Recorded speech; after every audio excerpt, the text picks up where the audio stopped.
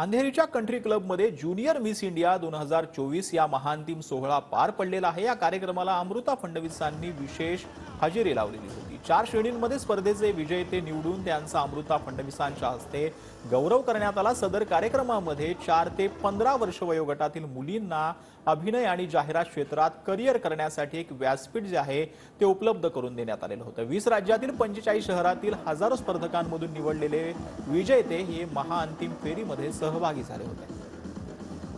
Junior miss India हा कार्यक्रम attend केलेला आहे आणि असा आत्मविश्वास या लहान मुलांमध्ये असा पाहण्यालायक होता आज एकदम।